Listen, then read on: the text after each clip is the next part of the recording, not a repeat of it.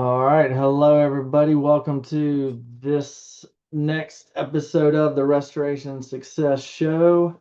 Today we have Leighton Healy with us. How's it going, Leighton? Very good, Jamie. Thanks for having me on Yeah, and yeah, no problem. enjoying learning about, you know, everything that's involved in being a Southern gentleman today. So Yeah, yeah. Glad I could teach you a little bit of our accent down here in the South. I like it. Um, so for everybody that doesn't know, Leighton is the CEO of KnowHow.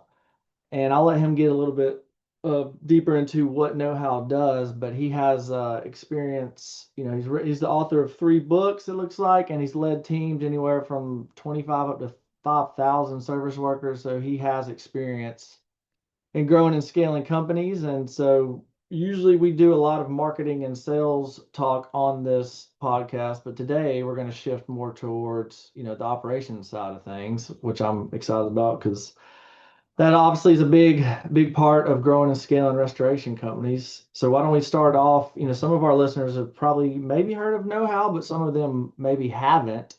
So if you don't mind, let's just go ahead and tell us a little bit more about, KnowHow and kind of what you guys focus on. Yeah. Well, hey, thanks for having me on, Jamie. And I think that the simplest way I would describe know how, if I just described it in two ways. On one way, we're an app that's on the phones of uh, thousands of restoration staff and technicians and estimators and whatnot, because we are, in essence, the replacement of kind of this old concept of, say, an operations binder or let's call it a repository of where we've kind of stockpiled all of our knowledge. And we are a tool used by all the leading brands in the industry to be able to onboard and train and guide and support staff to be able to do their jobs effectively, consistently, profitably, and we do that across any language profile.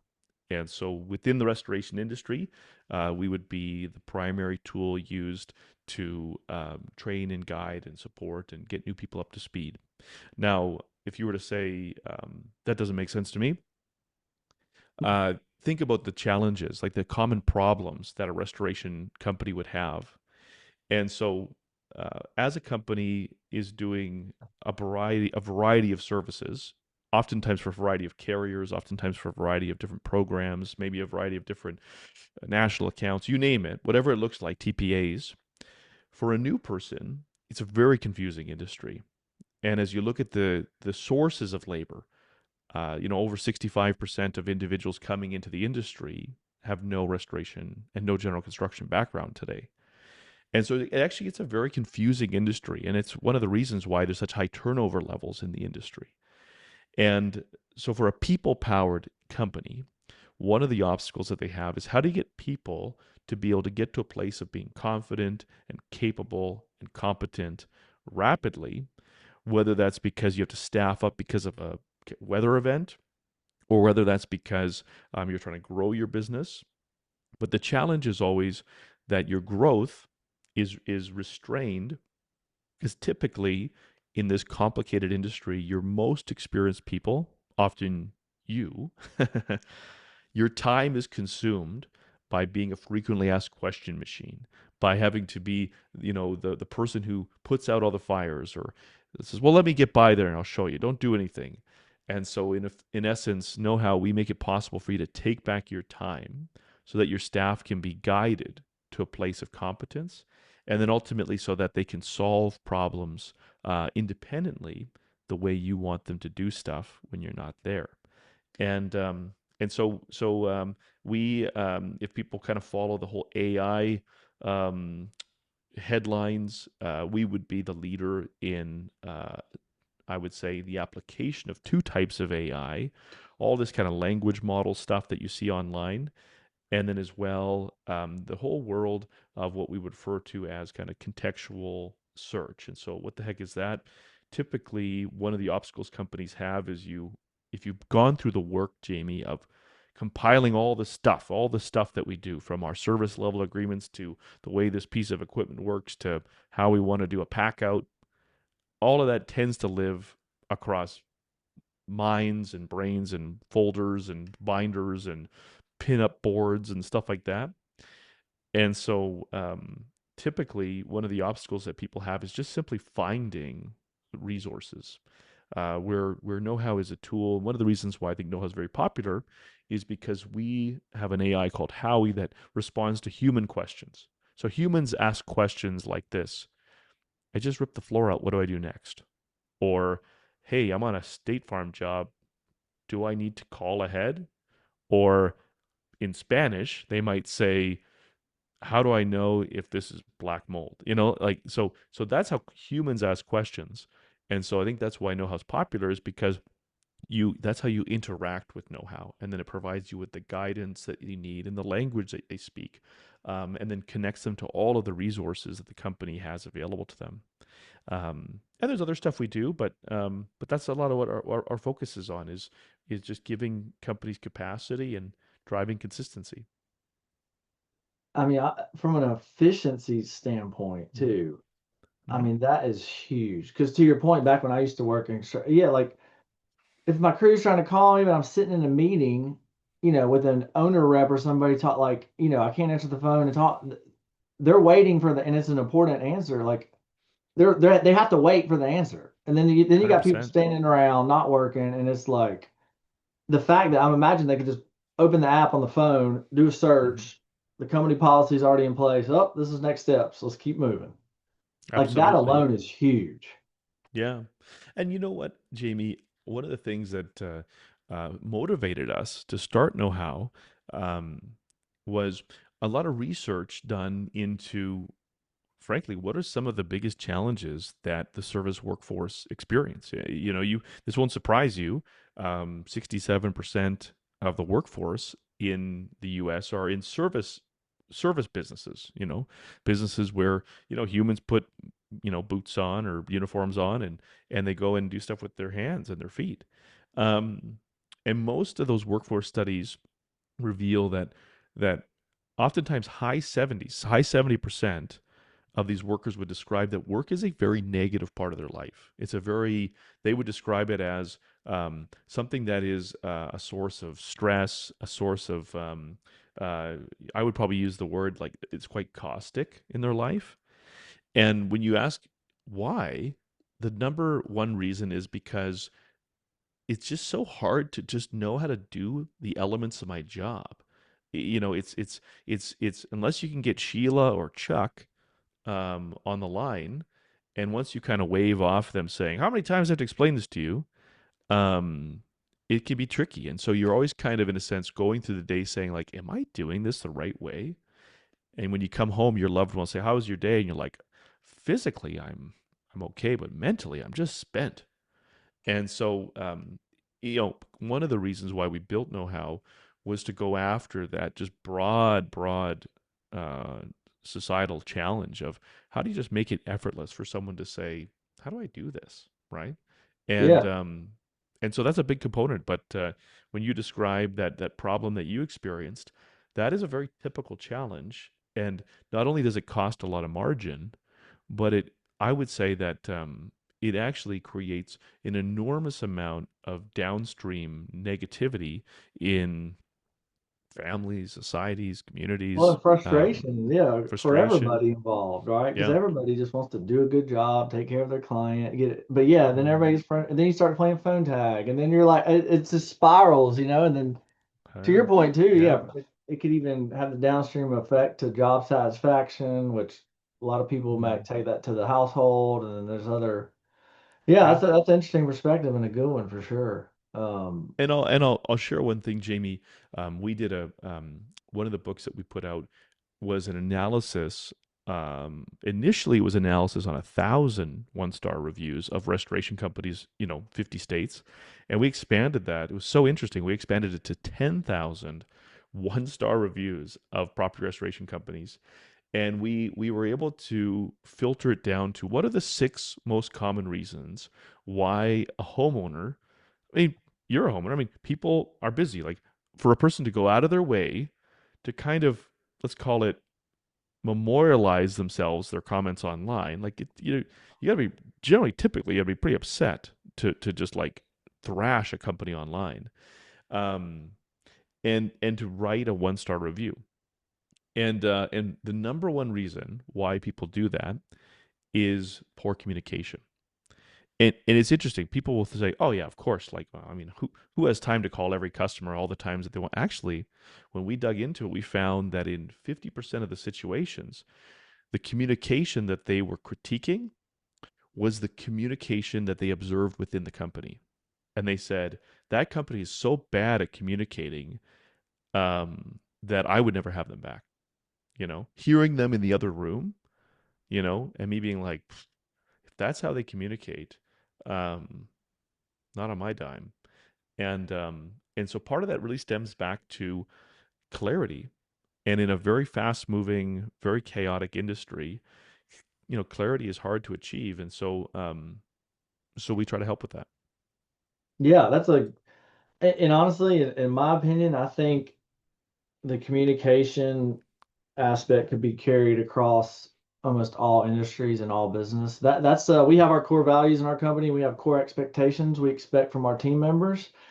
Hmm. And responsiveness and communication is one of our core expectations. To your Hmm. point, I'm like, look, growing a scale in a restoration company, I say it's not all rainbows and unicorns. Like it could be difficult, but as Yeah. long as everybody's aware of that and then everybody is communicated with and just kept in the loop of what's going on, most people are pretty understanding about it. And I think that would be Yeah. the same with restores and their clients. Mm. Because there's Yeah. going to be, I mean, yeah, I mean, there's so many, because there's so many people and different parties involved in the process anyway. I mean, that Hmm. alone adds a little extra complication. So, to your point, the communication with all parties involved will be huge. Yeah. Yeah. Well said. Yeah. I agree. I agree. Um, so what?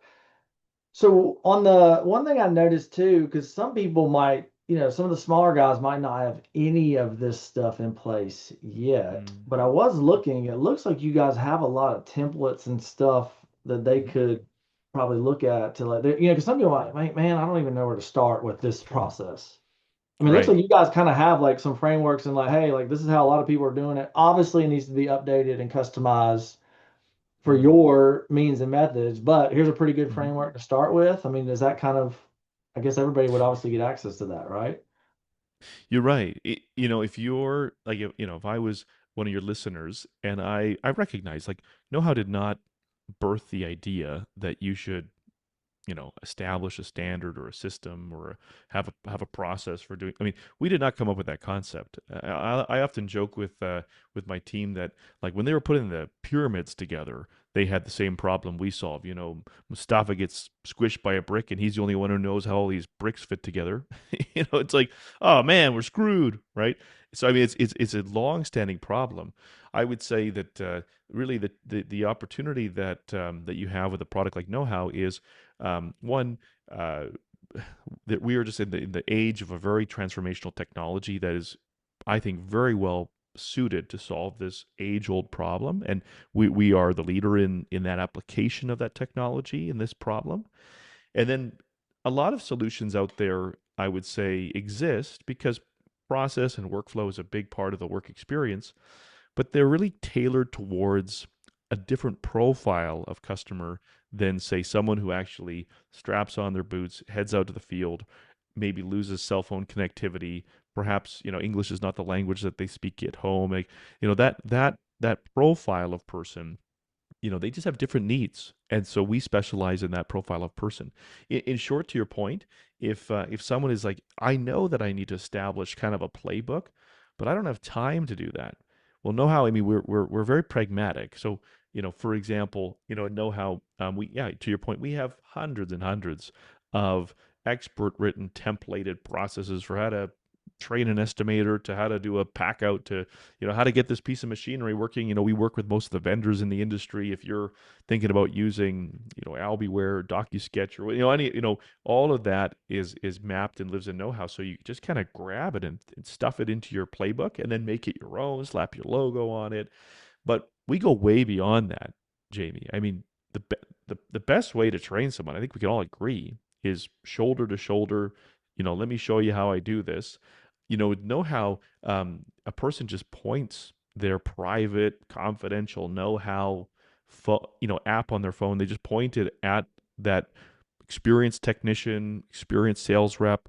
They just point it at them as they're doing it, and Know-How creates the standard operating procedure essentially in real time, right? And so, it does all of the editing and work and video work. It does all of that. If I'm on my computer and maybe there's a way you want a particular marketing presentation developed, or a certain file format, and it always kind of trips people up. Again, same thing. A person, if they just click on the know-how button and they just do the thing on their computer, it creates it. So in the past, establishing the way we do things was laborious, and it was often cold comfort, meaning you put it in some place and in some format that was appealing to that very systems minded person. But that's not the way that 97% of your workforce think about knowledge.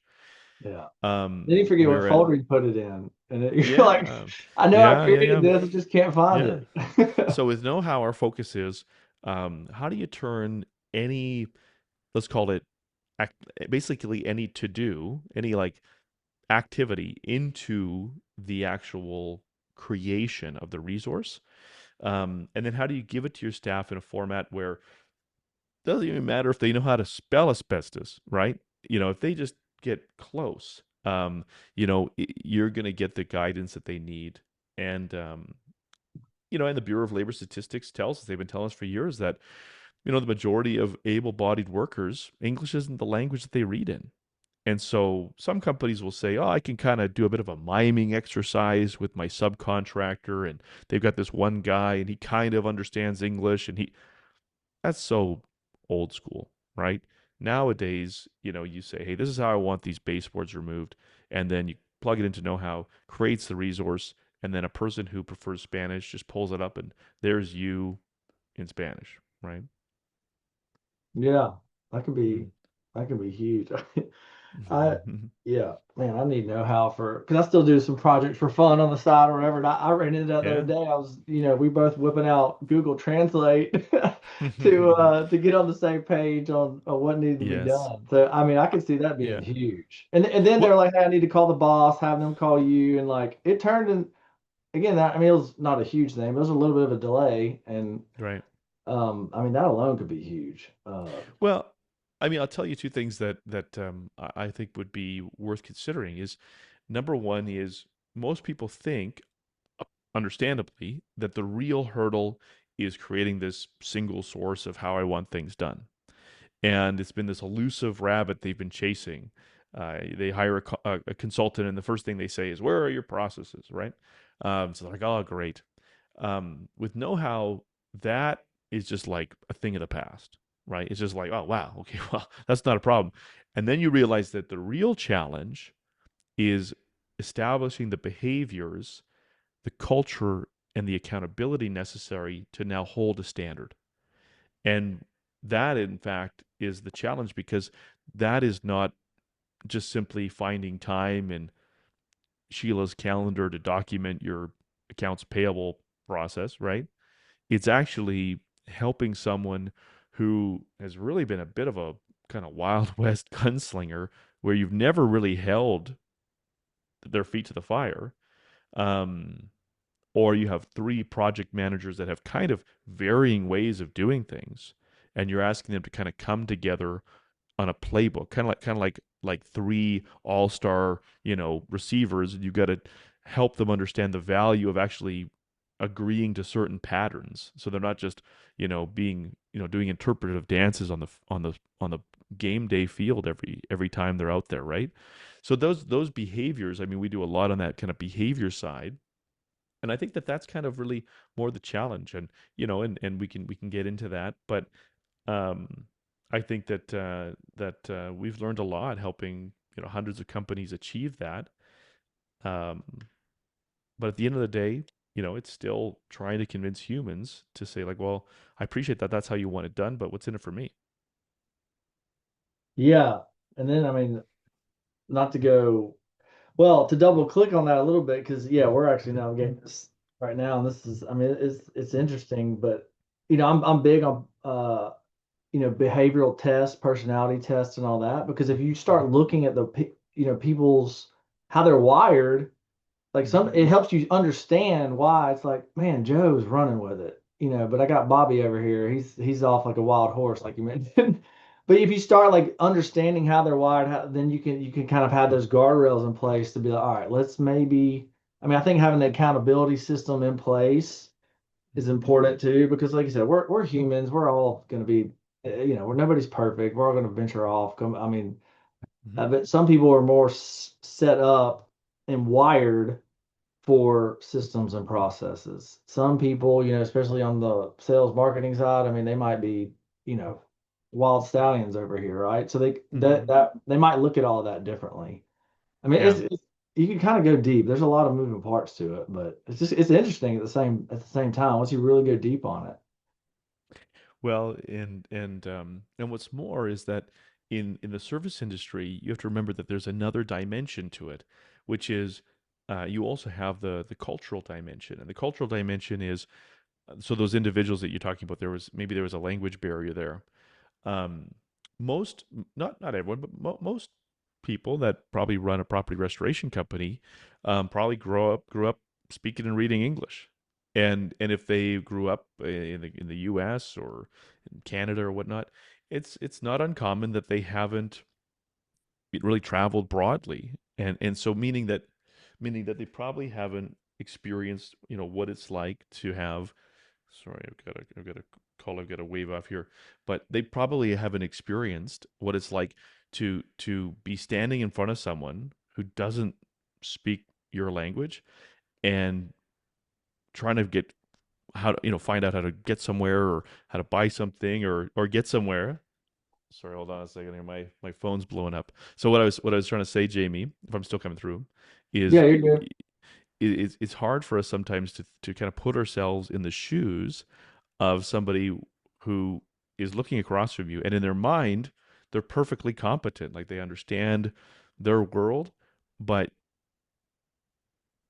lies because they just can't speak or read your the employer's language.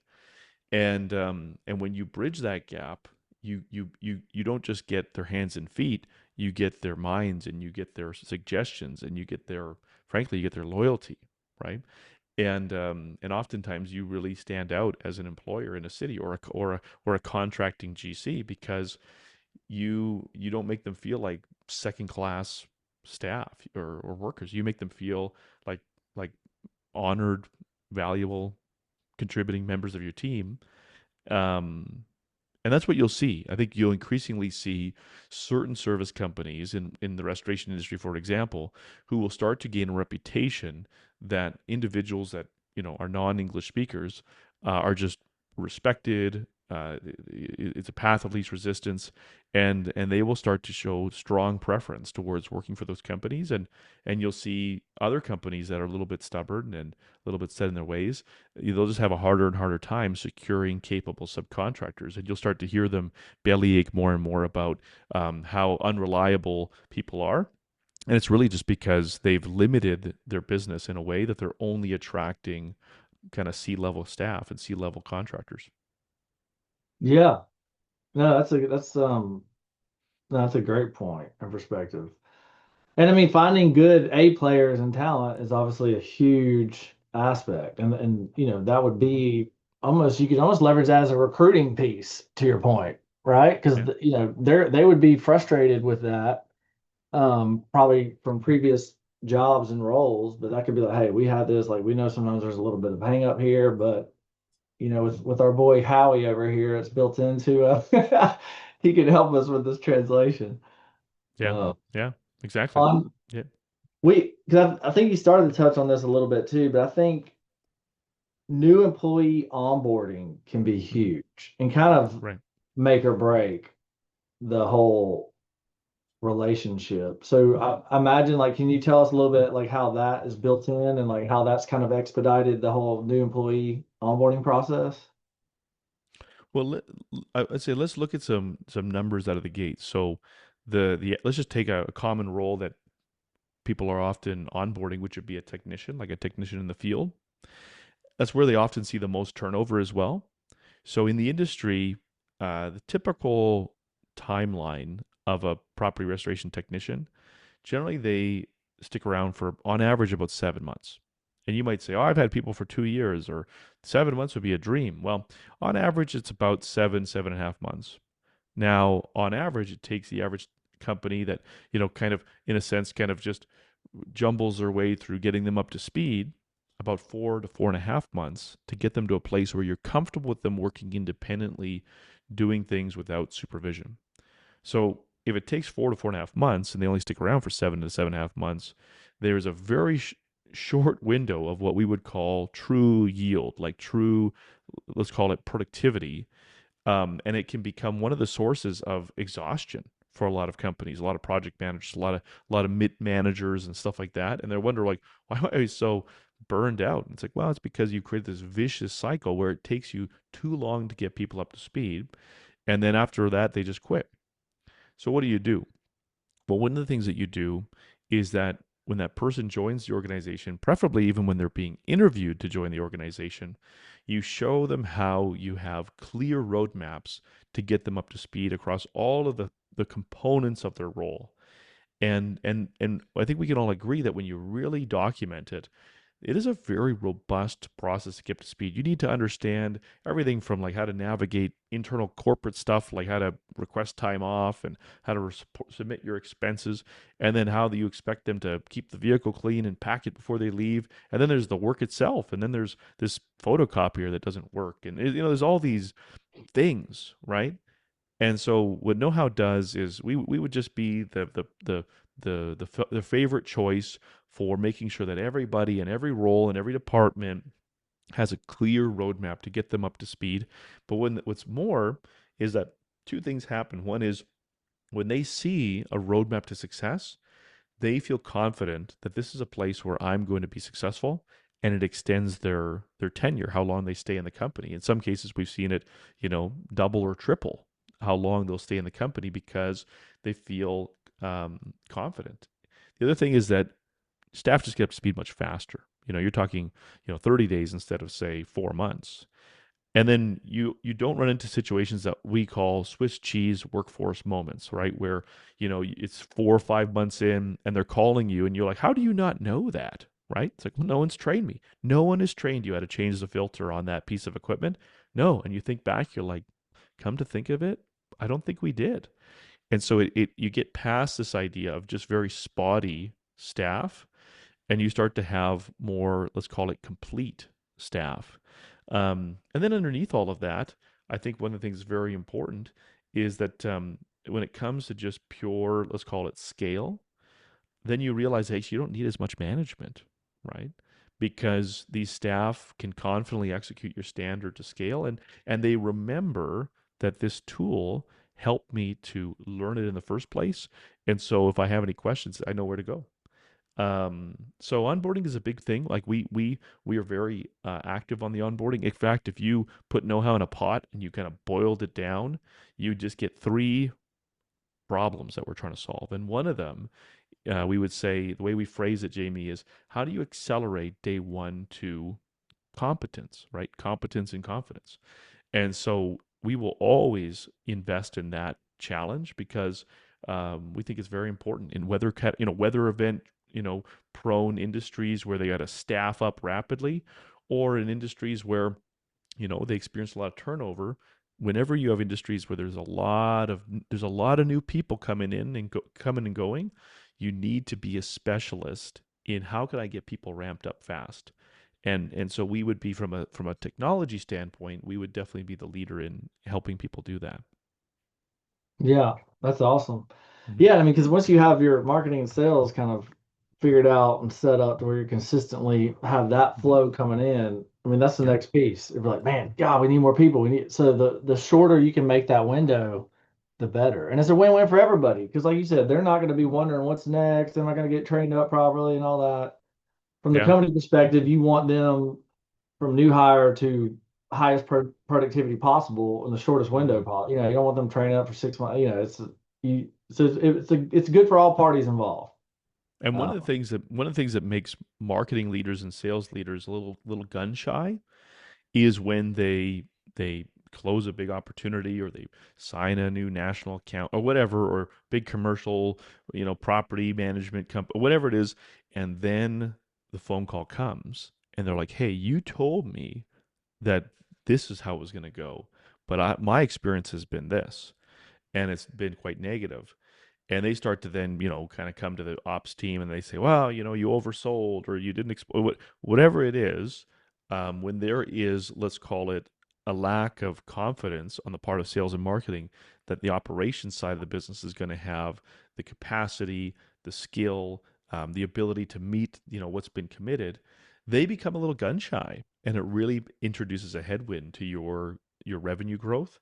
Whereas when you can sit across the table, I was just in Denver yesterday talking to an organization where they really want to accelerate their some of their efforts in those areas, and that ability to look across the table as a sales or a marketing expert, and to be able to say, if you commit to work with us, we will also add your playbook of how you want things done to our playbook. And so, regardless of what our staff looks like, they will have your step by step expectations. And it drives a lot of confidence, a lot of differentiation. And it also leads to a lot healthier and more profitable relationships with those organizations, where sometimes you got to kind of sharpen your pencil to land them. So no question, that's a big benefit that sales and marketing teams experience. Yeah, that's huge. Well, this was great. If anybody wanted to learn more about you or know how, what's the best place for them to go and find you guys or reach out? Yeah, we're online at tryknowhow.com. And I would also say that if you are looking to, let's just call it, dip your toe in some of the resources, you can go to our most recent report with the Restoration Industry Association. Is called The Cost of Doing Business. It's kind of the leading financial benchmark report. You can go to costofrestoration.com. It's free. Also, with our partner CNR Magazine, we are just in the process of ramping up this year's State of the Industry report, which kind of is all the themes and trends and buying patterns in the industry. And so you can check that out. That's just stateofrestoration.com. So those are probably three places to get started. And you can also, I would just give a shout out to think about getting involved in your local industry association, the RIA, because we'll be there, and then we can chat in person. Awesome. Well, appreciate your time, Leighton. This was a good one, and to everybody listening, we'll catch you guys and gals, on the next episode of the Restoration Success Show. Thanks, Jamie. Welcome.